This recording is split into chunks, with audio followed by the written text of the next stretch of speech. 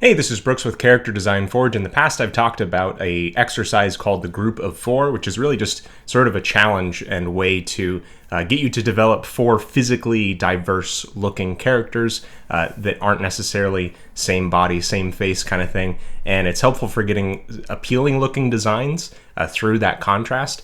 Now, out of necessity, I'm sort of in need of a cast to go with the character Biko, and so I thought we could walk through character by character and work on this kind of exercise, refining and creating a cast.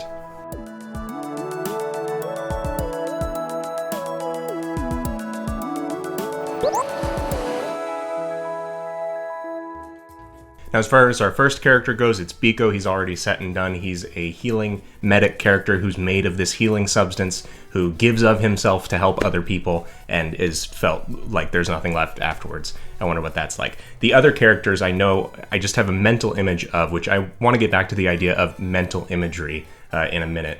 There's one that's shorter than him, there's one that's a little taller than him, and one that's like a big beefy tank. And I have a name for that one, so that's who we'll do first. Our big beefy tank character is Glangor. And he is a stupid, loud baby who crashes through walls and needs healing all the time. In order for Biko to come off as a likable, relatable character, which I think he's already in a pretty good spot right now, the other members of his team are going to be some difficult folks, at least initially. Now, as I start with the design, I'm actually getting out some very sloppy, bad ideas. And going back to that idea of mental imagery, there was this tweet very popular last week going around about closing your eyes and picturing an apple, and what do you picture, because it's supposed to be different for each person. And whether this is backed up by science or pseudoscience or pseudoscience, I feel like it's a little bit more complex than this. I feel like there's a lot more to it, and it depends on sort of the day and the idea, what kind of thing you're actually able to imagine.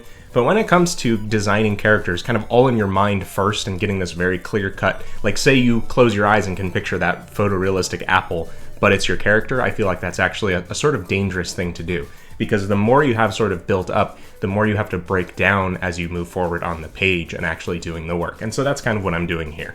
One of the primary influences for this character is the sort of crab shell and crab face. That being, not only are we sort of in an opposite direction of Biko being sort of small and gelatinous, now we have a big character who is hard-shelled, hard-bodied, and very armored.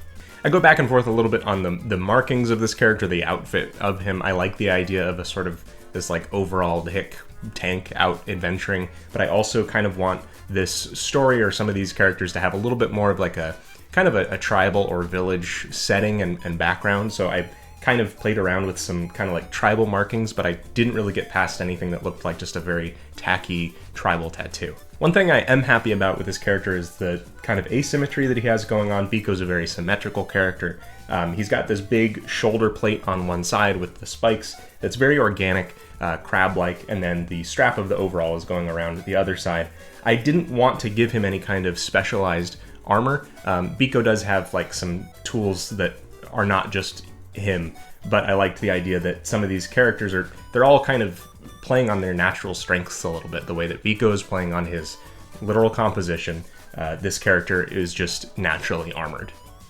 And this concept that I end up with at the end isn't necessarily one that I would call finalized in any way, and actually what I want to do is get a concept down for the other two characters first before I kind of keep working on Glangor here. And kind of full disclosure, pulling the curtain back a little bit, I'm not necessarily thrilled that what I have to post for 15-year-olds to make JoJo references at and kind of plunge into the negatives, my desire to ever know what that is. I'm not necessarily thrilled about this. I had an illustration that I had to throw out yesterday, and this is all the sort of timeline stuff that you go through as an artist online and with deadlines and everything. If you'll just be patient with me, this project will go somewhere, and I hopefully will be able to have some fun with it as well. I have been getting a lot of questions from you guys about designing casts of characters, and I'm trying to help by doing this, so please let me know if you have any questions in this capacity. And also, if you would like to keep the Forge burning, support here, Patreon is the best direct way to do so, but also if you can turn on like notifications and if you can like the video and stuff like that and sort of help the health of the channel and stuff when, you know, my health clearly isn't isn't the best. You can follow me on Instagram, Twitter, and Twitch at BagelDenizen. And of course, Biko's Backpack is a monthly physical delivery of new original art from me directly to your mailbox.